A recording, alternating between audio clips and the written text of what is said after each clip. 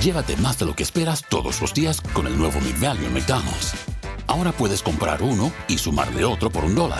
Así que cuando tu equipo favorito enfrente a sus rivales, enfrenta tus antojos con $5 Meal Deals. Y si estás corriendo para alcanzar el desayuno, corre al app para llevarte ofertas antes del cutoff. Tú decides, y con McValue, tu decisión siempre rinde más. Precios y participación pueden variar. BOGO $1 válido para un producto de igual o menor valor. Debe estar registrado en Rewards para ofertas en el app. Hello, welcome to Strong Sense of Place. In each episode, we focus on one destination and discuss what makes it different from any other place on Earth. Then we recommend 5 books we loved that took us there on the page. I'm Melissa Joelwan. I'm David Humphreys. We're going around the world, one great read at a time. Thanks for joining us.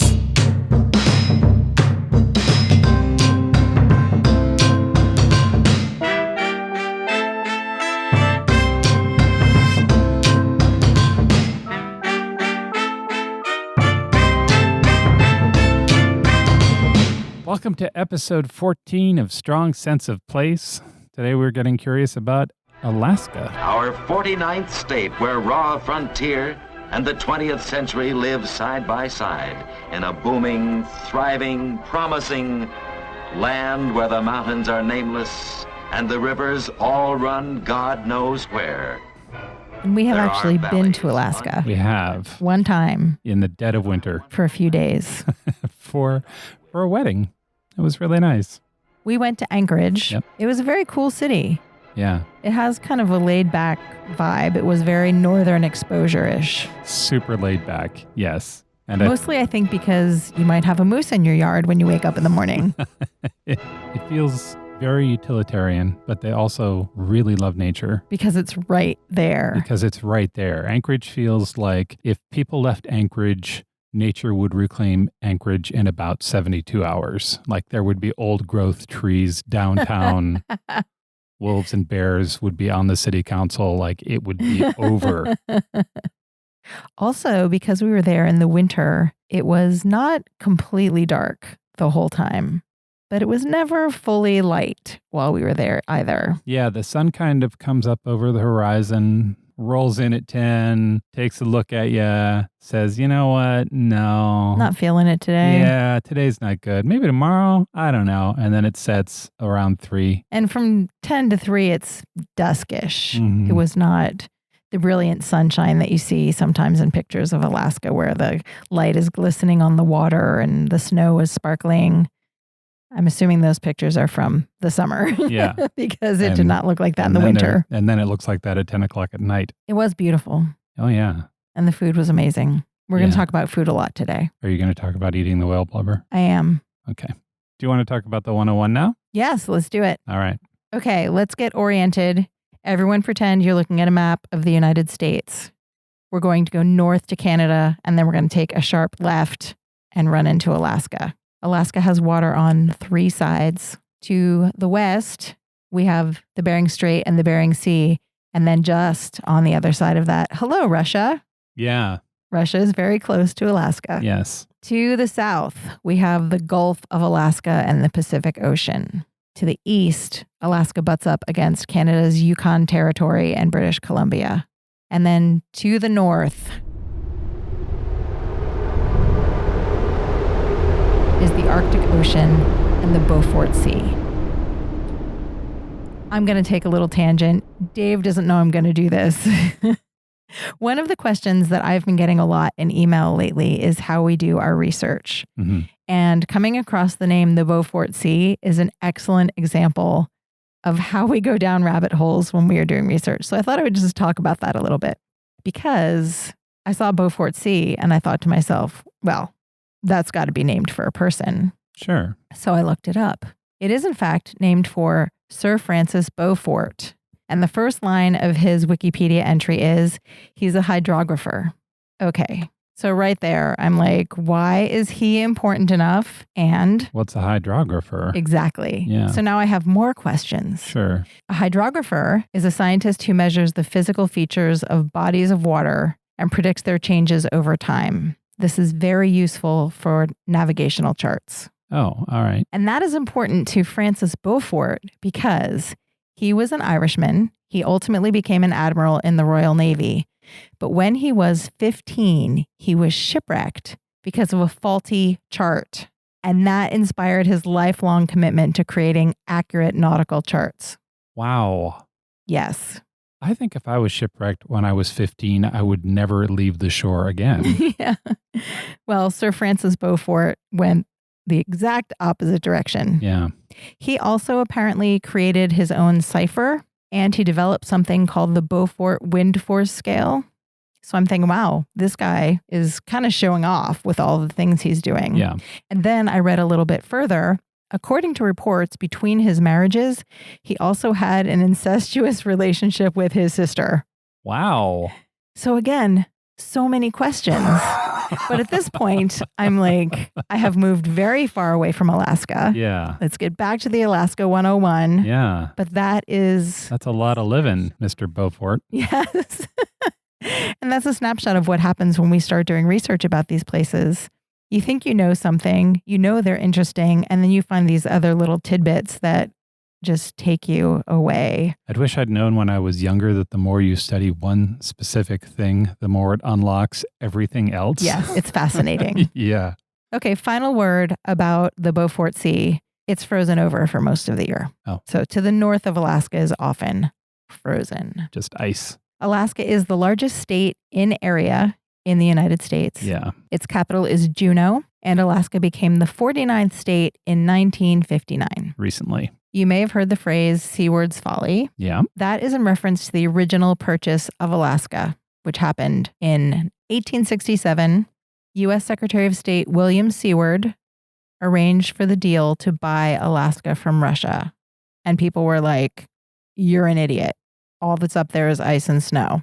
But then in 1896, gold was discovered in Alaska along the Klondike River, and there was a gold rush. And in 1968, oil was discovered on Alaska's North Slope. So who's the Folly now? Who's the Folly now? So after those resources were found in Alaska, that encouraged a lot of kind of adventurous Americans to head there and settle this newish territory. And that's how we get Americans in Alaska. However, that's all modern history and colonial stuff. There have been indigenous people in Alaska since 10,000 BCE. That's a long time. Yes. The Alaska land belongs to them. Yeah. First and foremost. So back then there was a land bridge that connected Siberia to Alaska. So now where we have the Bering Strait, there used to be connecting land, and animals would migrate across that and tribes followed them. And that's how they ended up there in Alaska. Many of the descendants of those people still live in Alaska. And there are tribes like the Athabascans, the Aleut, the Inuit, the Yupik, the Tlingit, which is spelled Tlingit. Yeah. So I hope we're pronouncing that correctly. And if someone knows, you can let us know. And the Haida. Okay, so now we fast forward a little bit. Mm-hmm. It's 1728, and Peter the Great of Russia wants to go exploring. Oh. And he hires someone named Vitus Bering to go on an expedition to explore that little chunk of land he can see over there to the east. Right. It took 2 attempts, but Bering finally made it to land. And this is the bad part. They started hunting sea otters and fur seals. Mm. And that opened up a big channel for commerce between Europe, Asia, and North America in the fur trade. Yeah. Continuing with the bad news, this is also when there were violent conflicts between Russian settlers and the native Aleuts. The indigenous people were killed outright, or they were just overworked by their Russian overlords, or they were brought down by diseases that were brought there by Russian settlers. Same story that was happening on the East Coast. Yes. And in South America Yeah. with Spanish settlers. So the hunting and pillaging continued for almost a century, and then 2 significant things happened. The Crimean War and the depletion of the sea otter fur trade. And that's when Russia was like, yeah, let's dump this chunk of land. And the United States purchased Alaska as a territory. That's kind of a downer opening. A little bit, yeah. I'm sorry. I can't be held responsible for history. I just report it. So the Russians came in, suppressed the local population, hunted the sea otters to within extinction, and then when they were done with it, we're like, we're out. Yeah, peace out. And then sold it to the United States. I mean, it wasn't all conflict all the time. Sure. Some of the native peoples did marry Russians. And so that's why you still see a lot of Russian Orthodox holidays celebrated in Alaska. And you'll find onion dome churches among the more American looking buildings. Really? So it's got this blend of both cultures. Yeah. And all of that is really, really great for storytelling. Gold miners and native mythology. And then, of course, there's all of Alaska's natural beauty. Yeah. 3,000 rivers, Dave. 3 million lakes. I read that when I was doing my research. 3 million lakes. Yes. That's insane. Yes. Some of the tallest peaks in the United States, beautiful snow-capped mountains. 4 of the top 10 mountains in North America are in Alaska. Beautiful wildflowers. Yep. The Aurora Borealis. Yes. Which apparently you can see from Fairbanks like 200 days a year. So magical. Yeah. If you want to get away from it all, Alaska is the place to do it. Some villages are so remote, they are only accessible by plane or boat. There are no roads. But it is not just the small towns. Juneau is the capital of Alaska. There are no roads into Juneau. Yeah. If you want to go to Juneau, you're going on a ferry boat or an airplane. One of the things that I've found really interesting about Alaska as I've been learning more about it is that it really challenges my perceptions of how I think the world works. Like Americans have electricity, except there are plenty of Americans living in Alaska who live in areas so remote they don't have electricity. Yeah. A capital, of course, you can drive into the capital. Not necessarily. When I was much younger, I was a copywriter and I wrote for Winchester Ammunition. And one of the pieces of that work was writing their newsletter. And at one point, somebody set me up to talk to a bear hunter in Alaska. And I called him and I talked to him for about an hour. And I remember hanging up and thinking, my life couldn't be more different than this guy's life. And that's kind of going to be a theme running through this show today, because the things we've learned from reading these books are really surprising and sometimes unsettling and fascinating. Are you ready for 2 truths and a lie? Oh boy. Okay. Today is brought to you by one of my favorite animals, the bear. Aw, I also love bears. These are all bear related. That's fun. There are a lot of bears in Alaska. There are about 135,000 bears in Alaska. How many people are in Alaska? Like 700,000. Whoa. Yeah. Cool. Here are 3 statements. 2 of these are true. One of them is a lie. Mel does not know which one is a lie. Here we go. First statement. There's an island that's home to an estimated 1,600 brown bears. I just imagined them all having tea parties, and it was a really fun mental image. 2. The Alaskan Department of Fish and Game has a mandate to keep the bear population in Anchorage in check. They claim that the only bears in Anchorage are in the zoo. I'm skeptical of that one. And 3, Kodiak bears. So there's an island in Alaska, Kodiak. Yes. And they have a bear called the Kodiak bear, which is an offshoot of the brown bear. Mm-hmm. Kodiak bears can grow up to 1,500 pounds and 10 feet tall when they're standing on their hind legs. That's 680 kilograms and 3 meters if you're metric. That's a big bear. It is a big bear. Oh boy, I'm realizing I don't actually know that much about bears. I think it's true that there's an island with 1,600 bears that have tea parties every afternoon. That is true. I don't know about the tea parties. Pizza then. Only assume. They have regular get-togethers. So on the southeastern arm of Alaska, the one that heads down towards Canada there's an island known to the native Tlingit as, and I'm sure I'm pronouncing this correctly, Huchunu. It's just fun to say. Huchunu. Huchunu is usually translated as Fortress of the Bear. That's awesome. Yeah. The non-natives call it Admiralty Island, which is boring. Way less fun.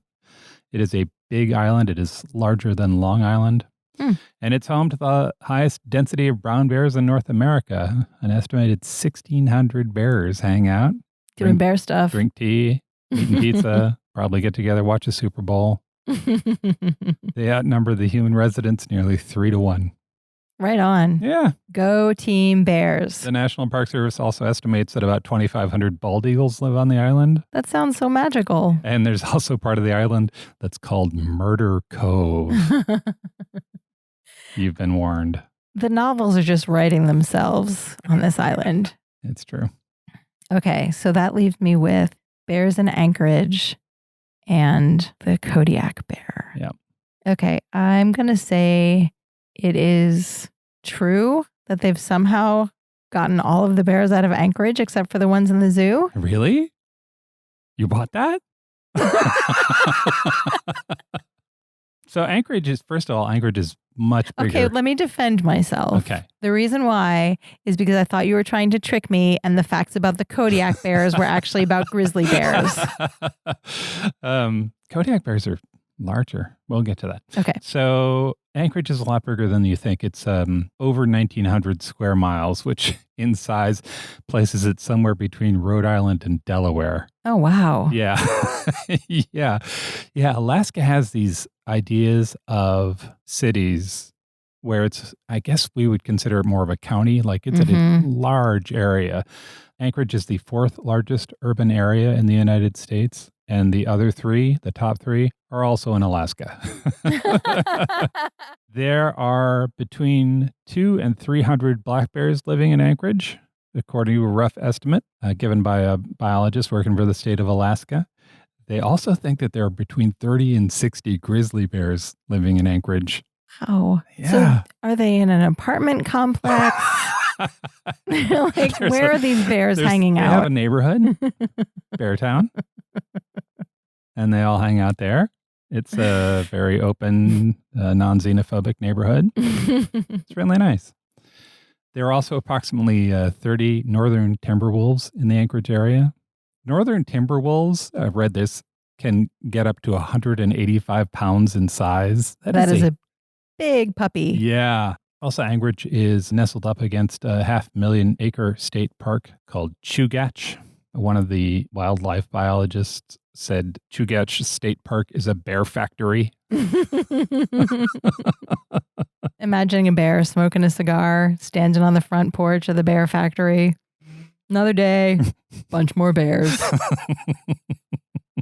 Okay, Kodiak bears. Kodiak bears. Kodiak bears are really, really big. Kodiak bears at the shoulder can be 5 feet tall. Oh, that's so cool. Isn't that? Have a hard time imagining walking through the woods and finding yourself next to something that is 1,500 pounds and 5 feet tall at the shoulder, and then it stands up and it's 10 feet tall. And it thinks that you look like a really nice afternoon snack. Yep. Because you're squishy. Yep. The largest captive Kodiak bear was for a specimen that lived in the Dakota Zoo in Bismarck, North Dakota. He weighed 2,130 pounds when he died at the age of 22. He's a big boy. And according to the zoo director, he had a fat layer of 9 inches when he died. I mean, that took some effort. You don't get 9 inches of fat by accident. He was working that tea party. Yeah, he was proud of that. Look at that. Boom, boom. That's all I got. That's 2 truths and a lie. You want to talk about books? Yes, I want to talk about books. Tell me about your book. My first book is The Raven's Gift by Don Reardon. And this is a mashup of several genres, which I really loved. It's an adventure story. It's also a dystopian survival tale. It's a suspense thriller. And it's got a sheen of magical realism wrapping around the whole thing. That's a lot of book. I read this book in one day. Really? It was so good. How long is this book? It's somewhere in the neighborhood of 300 pages. Okay. So it starts out as so many of the books we're going to discuss today do. A seemingly pretty normal couple decides they want to go on an adventure in Alaska. Yeah. We're going to see this over and over. Yeah. Because it's a very compelling place. John and his wife Anna are teachers. They are new teachers. This will be their first teaching job. And they sign on to join a school in a remote village in southwestern Alaska. They're going to live among the Yupik peoples and really immerse themselves in the culture. Is this contemporary? It is. Okay. Just for a little context, the Yupik people live at the delta of 2 rivers, the Yukon and the Kuskokwim. and it is very remote. They're getting around by boat and snowmobile, which in Alaska they call snow machines. Yeah. Yeah, I saw that too. It's very cute. Yeah. So the local people are basically living a subsistence life. They're getting 70 to 90% of their food from the land. Wow. Yes. I mean, once you're at 90, why not just go all the way? Right? Save you that pesky trip to the grocery store once every 6 months or so. They hunt and fish and gather plants pretty much all year long to get ready for the coming year. And the kids get taken out of school for a few weeks when it's moose hunting season, because if you don't get a moose in September, you will not survive the winter. That was a big plot point in one of the books that I read as well. You got to get your moose early or you're out of luck. For the rest of the year. Yes. And so John and Anna get there and like this message is being pounded into them that winter is going to be a very big deal. One of the characters actually says to John, "We're always getting ready." And it sets a kind of ominous tone for the whole thing. Yeah. Our two teachers are very idealistic. They come into this situation with lots of energy and resolve, but soon they're starting to feel really worn down by how tough this life is. They don't have indoor plumbing. They're surrounded by water. Everything feels much more foreign and much harder than they really thought it was going to be. Plus, there's this constant anxiety about the coming winter. And everyone says once you survive your first winter, you're an Alaskan, but they are very doubtful about their ability to survive the first winter. Yeah. But they're muddling through.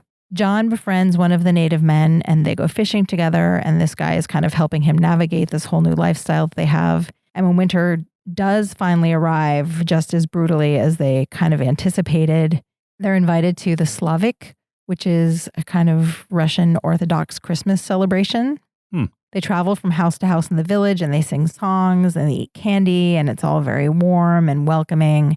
And so there's a little bright spot and they're starting to feel like maybe they can actually become part of this community. But then an epidemic strikes. Oh. Yes. And the people of the village are getting very sick and dying. And from here, the story becomes one of survival.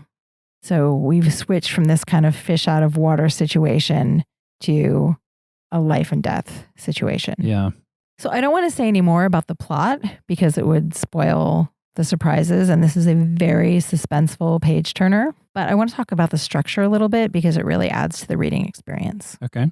There are 3 threads, 3 separate timelines.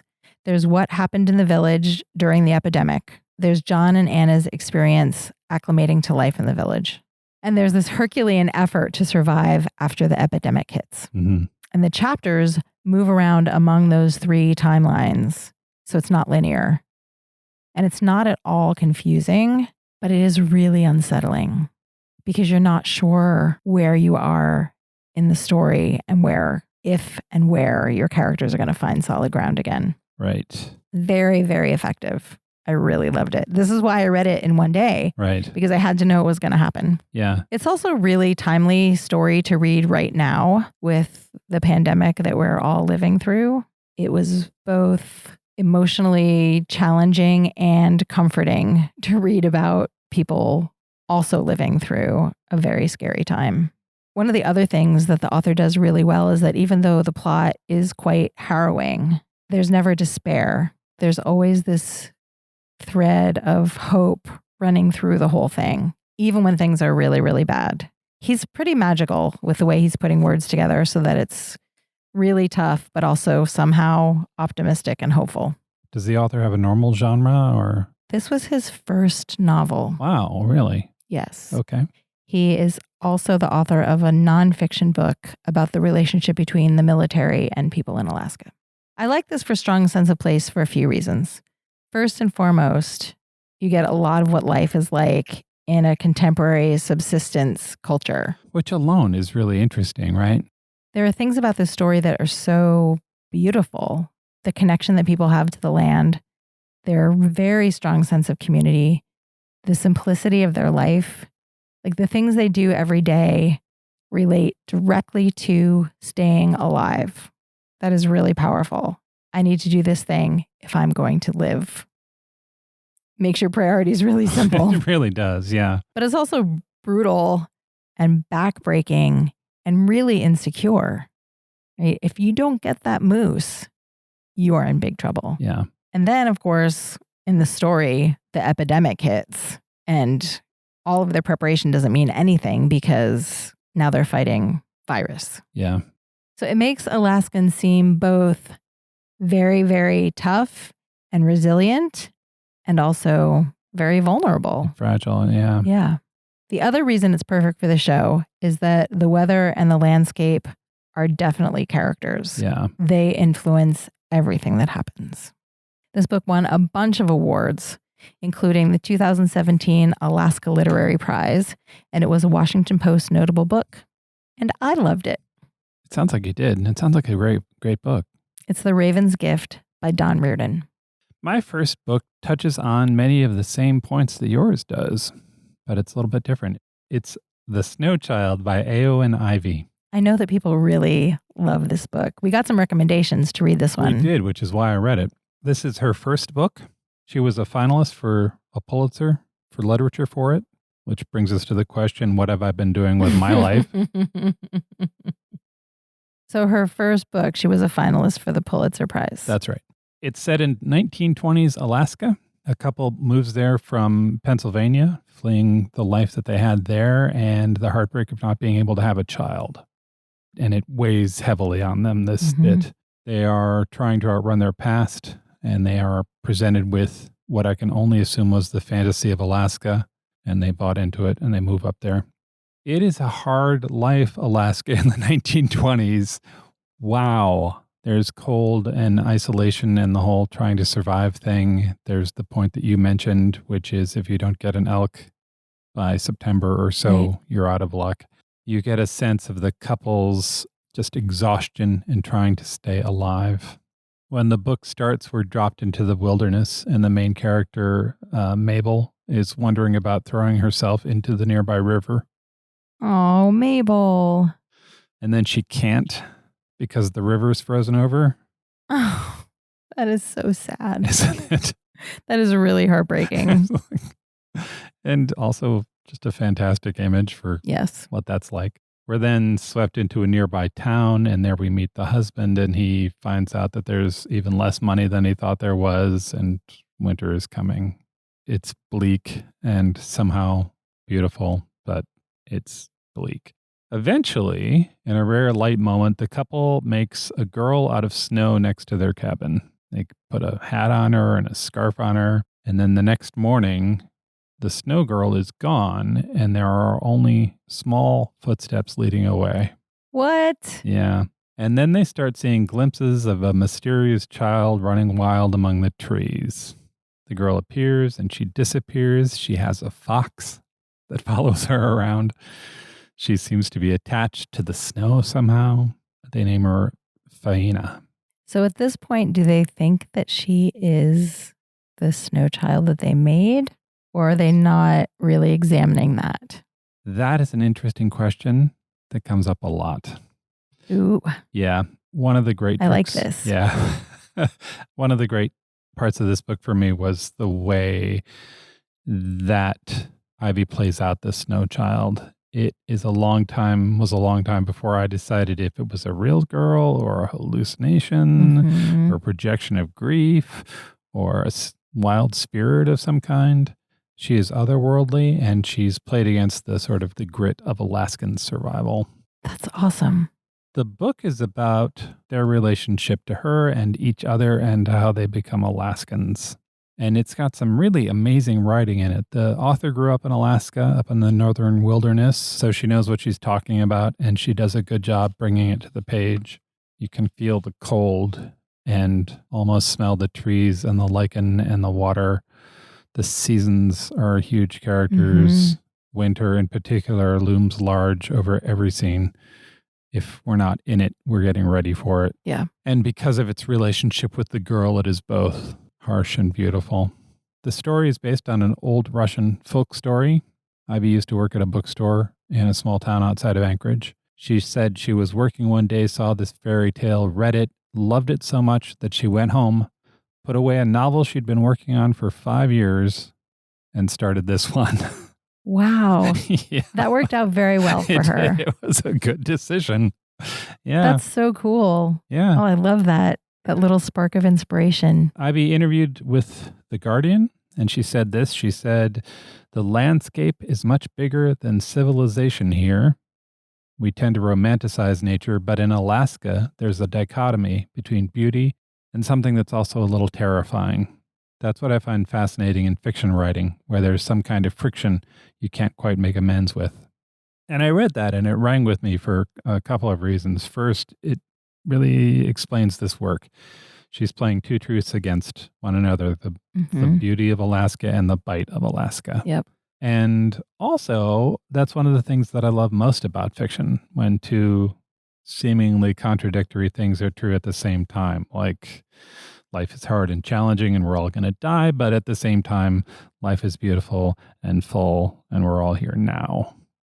Ivy has a second book out now, To the Bright Edge of the World. It follows an expedition into the Alaskan wilderness. It's epistolatory. That is one of my favorite things. I love the word too. I don't get to use it much, but yeah, it's told through journal entries and military reports and letters and documents. I haven't read it, but the reviews are good. I want to read that right now. And I wanted to mention, because it was endearing for me, Éowyn Ivy is named after Éowyn the Shieldbringer in The Lord of the Rings. I wondered about that. Apparently her mom was a fan. All of that is beautiful. Yeah, isn't that nice? I love everything about that. Yep. I also, when I was doing the research, found out that this book has been adapted into a musical. No. Yep. It debuted in Washington in April of 2018. There's a promotional video on YouTube. They were using sort of traditional Alaskan instruments to make the music. So cool. Yeah. Okay, we'll definitely put that in show notes. That is The Snow Child by Éowyn Ivy.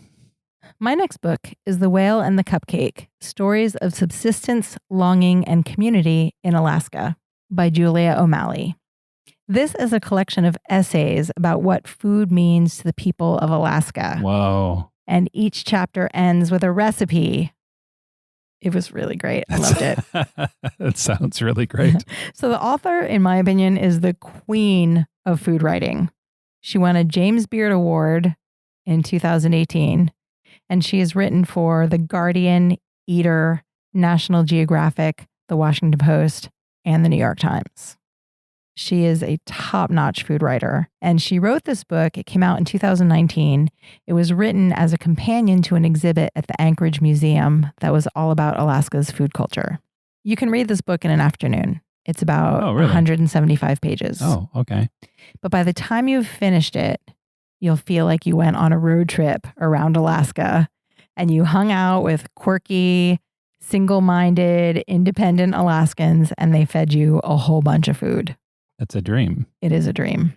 So there are essays about whale hunting and the tradition that drives that whole process and how a whole village kind of comes together to make that happen because they need that food to get through the year. Are there whale recipes in this book? There are not whale recipes in this book, but there is also an essay about eating muktuk, which is whale blubber. Yeah. We have some experience with that. We have. When we went to Alaska, we were there on New Year's Eve, and in our friend's family, it was traditional to eat muktuk on New Year's Eve. Mm-hmm. Muktuk tastes like wetsuit. It's rubbery and salty and tastes a lot like the sea. Yeah. So if you can imagine, there's a black layer that genuinely does look like a wetsuit. And then on top of that is a layer of fat that's not dissimilar to the fat you might find on a pork chop. Yeah. Except that when you eat it, it doesn't taste like sweet pork. It tastes like salty sea. And then there's the little wetsuit to chew through on the end.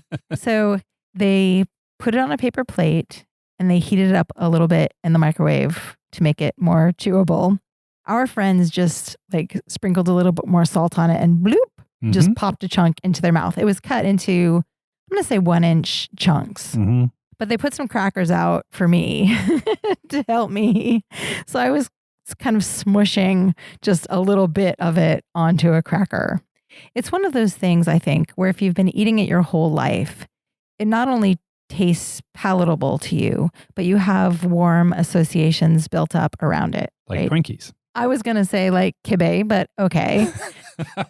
I grew up in a Lebanese family. Yep. We eat kibbeh nai, which is the raw kibbeh. Mm-hmm. You take a good cut of fresh lamb and grind it up and mix it with spices and cracked wheat, put it on some pita bread, pour olive oil on top of it and eat it. Yep. I've been eating that since as long as I can remember. I grew up in a Midwestern family, and we make Kraft macaroni and cheese. I think that stuff is delicious, but I will not defend that. You know what I'm saying? If other people are like, that's not really food, I'm like, you are correct. It is not really food, but I love it. Okay, I'm going to say that muktuk is really food because it's very high in fat, which you need if you're an Eskimo living in far north Alaska. Fact. Yes. Other essays in this book also talk about the popularity of Vietnamese pho, which is the noodle soup. Really? And how that's become an everyday food in Alaska and why it's an everyday food in Alaska. There's also a really great essay about what it's like to go fishing for sockeye salmon in the Kenai River in the summer. Every year, millions of salmon swim through that spot because they're spawning. And every Alaskan resident can take home 25 salmon plus 10 more for each member of their household. Wow. And these things are huge. That's a lot of fish. Yes. Yeah. But again, you're stocking up. Yeah. Did you know you can fish for salmon in downtown Anchorage? That's awesome. Yeah, people do it. They take on their lunch break. Yep. Read a book, catch a salmon. Yeah. We actually heard a story about our friends in Alaska who went fishing for salmon and were canning the salmon in their house. Yes. And had an unexpected visitor. Yeah, a bear started rattling the front door. Because the bear could smell the salmon that they were canning in their kitchen. Yep. And this woman told us this story as if the bear was sort of secondary to the canning. That's true. She was very matter of fact about the bear. Yeah. It was more like an annoyance that the bear interrupted the canning process. Yeah, that's right. And then when she realized that we were having, that our jaws were open, she went back and said, oh, yeah, and started talking about how she dealt with the bear. And then she gave me 2 cans of that salmon, and I really cherished it. Yeah. And it was incredibly delicious. Yeah. The food situation in Alaska is really interesting because, as we already discussed, there's a huge part of their diet that does come from subsistence activities. They're catching salmon, they're butchering a moose, they're gathering fiddleheads in the spring, blueberries, oysters. Like these are all things that are delicacies in other parts of the United States. Right. In some of the interviews, the people the author talked to spoke about how much living off the land means to them, the connection that they feel to the seasons and to each other because they are relying on the land to give them their food. Yeah. One woman said to her, I don't know if the right word is spirituality or if it's just part of who you are. It's ingrained in my whole being to be able to get these kinds of foods from the land and prepare them in ways I'm able to share with my elders and the people I love. That's really nice. And I found that really, really moving. Yeah. But then there's also this deep, abiding affection for packaged food.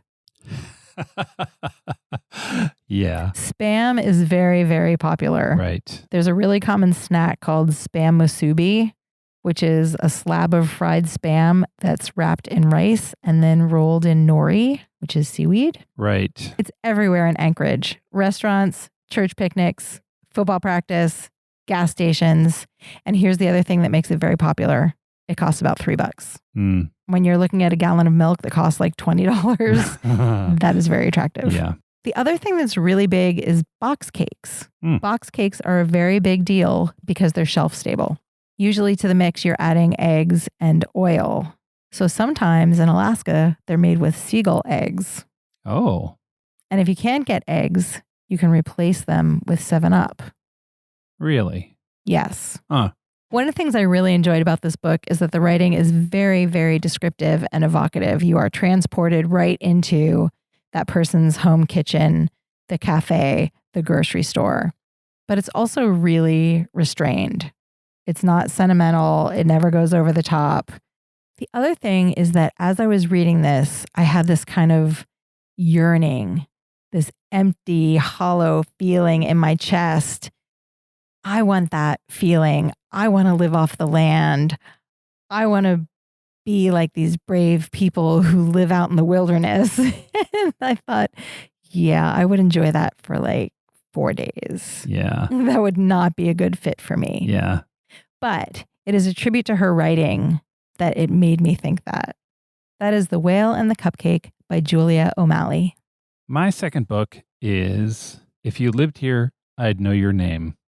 News from Small Town, Alaska by Heather Lundy. I love that title. It's a great title and a good cover, and I really enjoyed the first couple of paragraphs. The whole thing for me was just very propelling to get into it. Heather Lundy is a contributor to National Public Radio's Morning Edition and the Christian Science Monitor, but she also is the obituary writer for the local newspaper in Haines, Alaska. She wasn't born there. She was born on Long Island, but she's lived there for the last 30 years, and she's raised 5 children there. So is she considered Alaskan now that she's been there for 30 years, or is she still kind of a newbie? I think you're going to have to ask her that. The book is a series of essays she wrote about how much she loves Haines, and she loves Haines, and that comes across, and it was really nice to read. About 1,700 people live in Haines. It's about 90 miles north of Juneau. You don't drive to Haines. It's either a boat or a plane. Mm-hmm.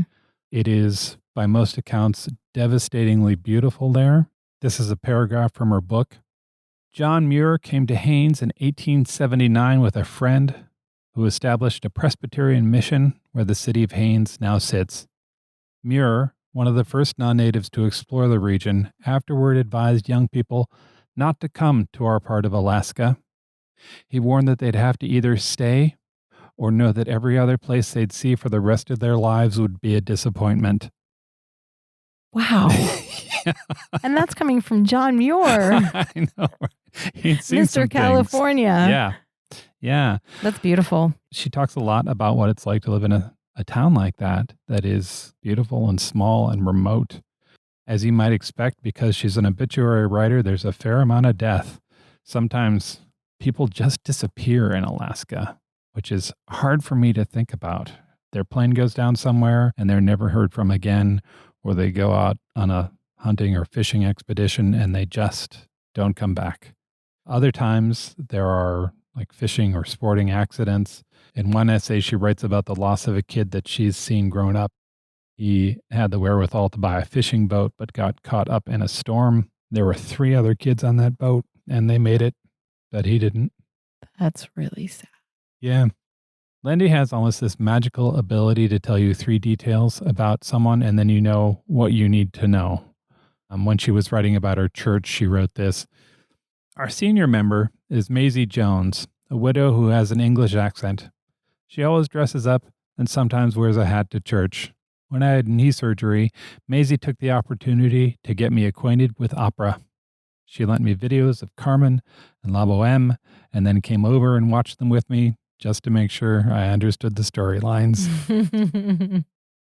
That's such a good character sketch. Isn't that great? Yeah. And she's really good at that. And then she sometimes uses that to like devastating effect. Like in the essay where she describes the local lovable grouch and then her experience waiting with him while he died. Oh. Yeah. There's an essay about her trying to find details to write about a guy nobody seemed to know. He'd been dead for about 4 days before anybody thought to check on him in his apartment near the post office. And she writes, I wrote that he died of an apparent heart attack, which is what it says on the death certificate. But that was just the first line of the obituary. The last word went to a snowplow driver who sometimes had an early morning cup of coffee with him at Mountain Market. He didn't know anything about him at all, except what mattered. Quote, I know he was a nice guy, and I enjoyed his company.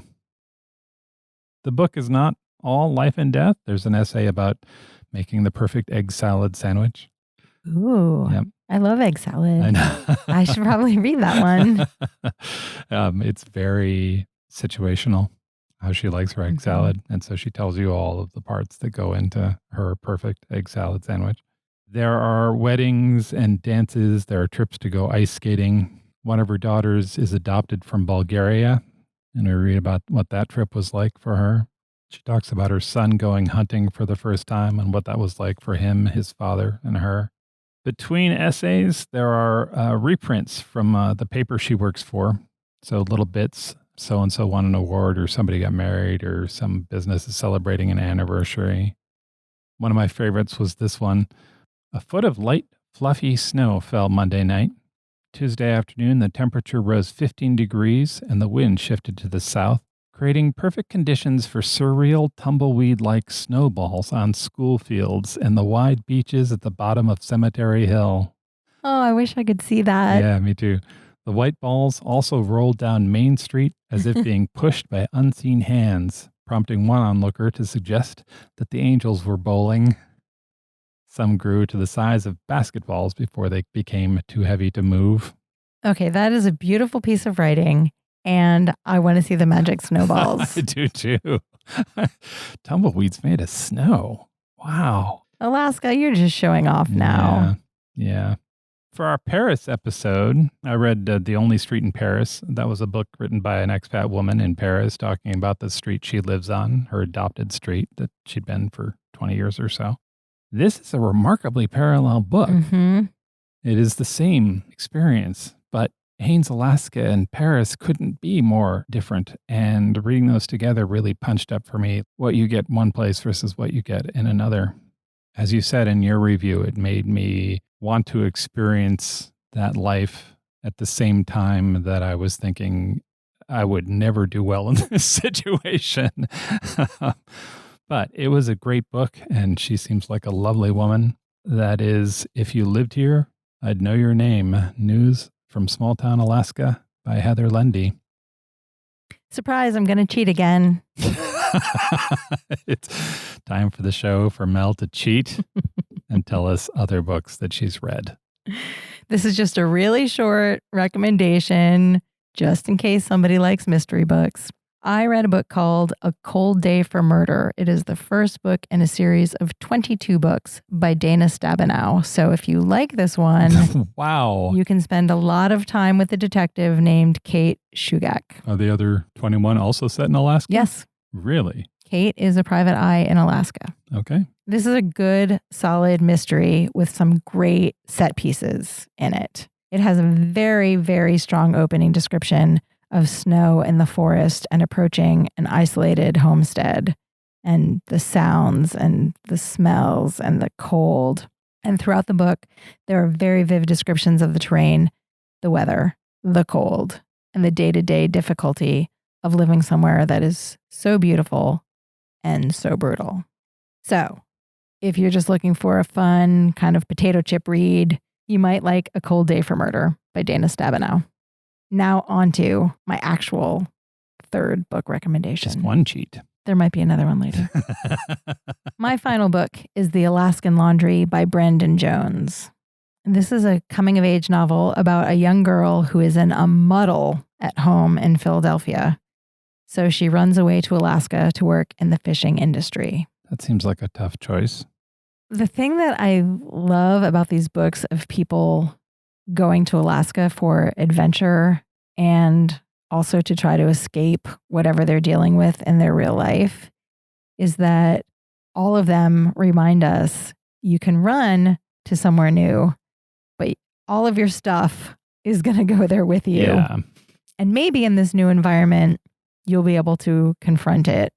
But wow, have you picked a really challenging place to try to talk to yourself. So Tara is our heroine, and she is an awesome character. Back at home in Philadelphia, she regularly goes to the boxing gym.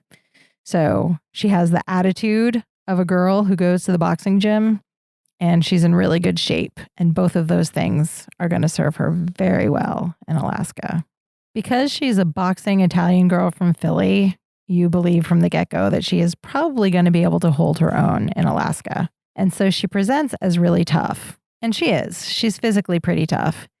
But of course, she's vulnerable and a little squishy on the inside. And at the beginning of the book, she is really hurting. Her mother has recently died, and she's at odds with her father, and all she wants to do is escape. And she has a cousin who worked in fishing in Alaska. And so this idea doesn't seem so far-fetched. And one day she just up and goes. Of the options that are available to her, that was the most appealing one. Yes. And it tells you something about her character that the most appealing one was the one that was very challenging and scary. Yeah. And most unlike her life in Philadelphia. Yeah. Sometimes you need that. Yeah. I mean, she's in her early 20s. This is a time where she's trying to figure out who she is, what she's doing. Yeah. So this story follows her experiences as a newbie in this town. She's making new friends. She's learning the ropes of work life and the really unfamiliar social life in a town where everything revolves around fishing and the seasons of the year. And she's trying to get a grip at the same time on her own inner turmoil, her sadness about her mother, her bad relationship with her father. She's left a boyfriend behind. That's really complicated. I really, really enjoyed the relationships that she forms with the Alaskan characters that she meets. There's an older native Alaskan man named Better Year. Really? Yeah. Isn't that nice? Yeah. He teaches her how to hunt and how to gather mushrooms and seafood in the shallows of the water. He's very, very in touch with the land. She befriends a coworker who really has her back when she needs it. And he is also going through some stuff. So they form this really nice friendship. And I loved that it never tipped over into romance. That's not giving anything away. They're just good friends. Yeah. And it's really nice. There are, of course, lots of grizzled, salty, professional fishermen that she gets to know. And there's a tugboat, this broken down, decades old tugboat that she falls in love with. And that becomes a character in the story too. So the author, Brandon Jones, actually lives on a tugboat in Sitka, Alaska. Really? And he works in commercial fishing. So he knows what he's writing about. Yeah. But it's really fascinating to me that he made his main character a woman. Yeah. So we get a lot of interesting peeks into what it's like for a woman to be in what's predominantly a male industry and male community. We also get a really inside look at the nitty-gritty of just what a day working in the fishing industry would be like. I mean, you're always cold and wet. Let's start right there. Right. And it's very physically demanding. Cold, wet, and tired. Yeah. Because there's no good sleep on a fishing boat. Well, when she first starts, she's actually working in the fish processing plant. And that's fascinating because they give you a dorm room and your life is wake up, eat something, work all day until you're asleep on your feet, crash into the dorm to sleep enough to prepare for doing it again the next day. Dangerous, smelly, unpleasant work. And the thing about it is that there's also a simplicity about it that is really attractive. Right? And I responded to that when I was reading it. And for a while, that works really well for Tara, our heroine, too, because everything else is stripped away. You're not worrying about anything else. You're earning your money now, but you're not spending anything really. And your day is very well defined. It's very focused on these physical tasks. And that's it. Yeah. As you might imagine, there are some tensions between Tara and the rest of the community. First of all, she's a girl. That's unusual. Second of all, she's in her early 20s, so everyone just kind of assumes she doesn't know what she's doing. Later in the book, she has some run-ins with characters that are very surprising, and she gets pushback from people that you wouldn't necessarily expect. So that was real. There's some good twists, is what I'm alluding to. Okay. But I don't want to give them away. All right. She also makes some choices that, I mean, I think I said out loud, oh, Tara. Like at one point, she and her platonic friend decide they're sick of the dorm and they just live in the woods in a sort of communal situation. He builds a platform and they sleep on this platform in the woods in the summer. Some hikers come through and the hikers join them, and they don't like the hikers, but they're out in this situation where they just seem outside the bounds of normal society. Mm-hmm. So these people show up and they're just stuck with them. Yeah. And that kind of turns into a fraught situation. Yeah.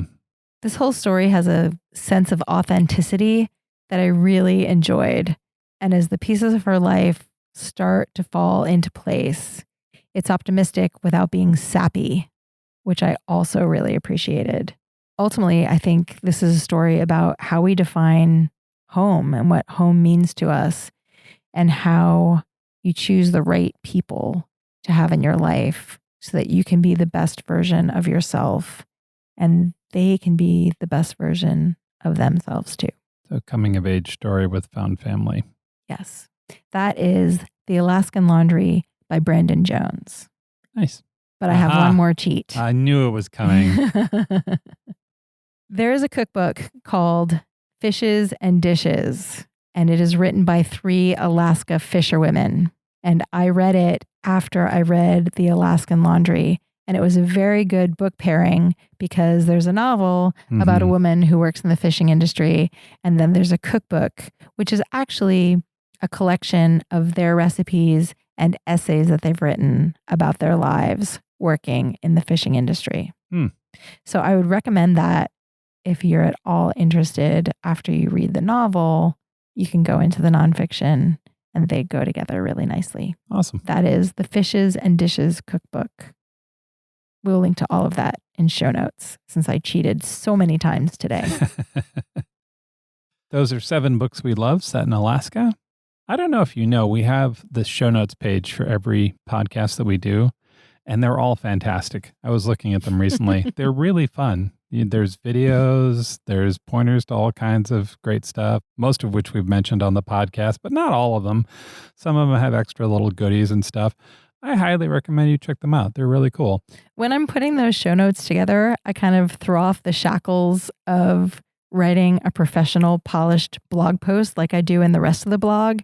And it's just kind of a grab bag of all of the fun things we found about each of these destinations. Yeah. So you read through that page and it feels like your mind has just gone on kind of a random walk through whatever location it is that we've just talked about. Anyway, super fun. Highly recommend it. Go check it out if you haven't. All of that is at strongsenseofplace.com. We also write blog posts for each destination. Mel, what are the blog posts you're writing for Alaska? I'm really excited about food and fiction for the Alaska episode because we are sharing a recipe for rum cake based on the love that Alaskans have for box cake mix. I will also include a version of the recipe that doesn't require box cake mix, but if you want to do it like a true Alaskan, you got to open the box. Double rum cake recipe. Yeah. You could make them both and have side-by-side taste test. I mean, why not? We're all at home all the time now. There is nothing wrong with that. We're also going to be sharing a blog post of Instagram accounts that will transport you directly to Alaska. And I may also include a fantastic TikTok that I found of a native Alaskan woman who is all over the internet introducing people to how she lives her life in Alaska. It's really good. Right on. That will all be on the blog in the next 2 weeks. Thank you for listening to Strong Sense of Place. We have a weekly newsletter. If you're not on it, you should be on it. It's fantastic. It's packed with our favorite book and travel-related things. It comes out every Friday. It is a whole event. Check it out. Sometimes I write you a letter and tell you what's on my mind. Yeah, there's that. Sometimes you get Mel's opinion on stuff. But a lot of times it's just really super cool things that we found that we want to share. If you enjoyed this podcast, please rate it. Let people know.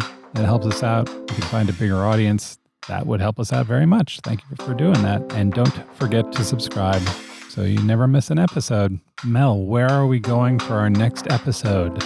We are exploring a place that's near and dear to our hearts and the hearts of our audience. We are going to the library. Oh, fantastic. Thanks so much for listening.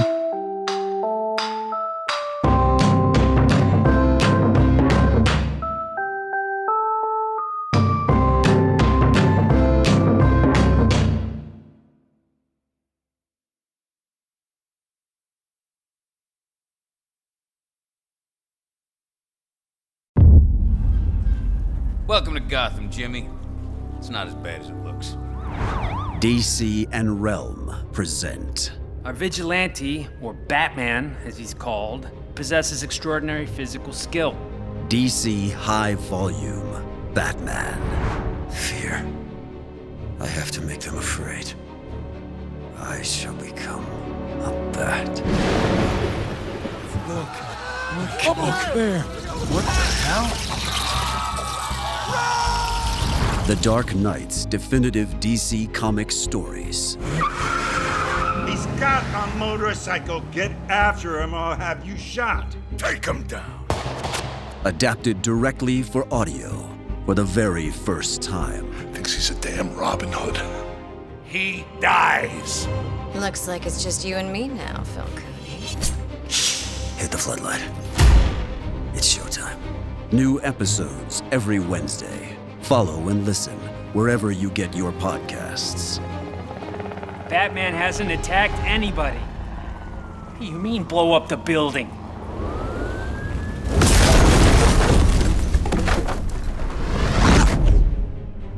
From this moment on, none of you are safe. DC High Volume Batman. Available now.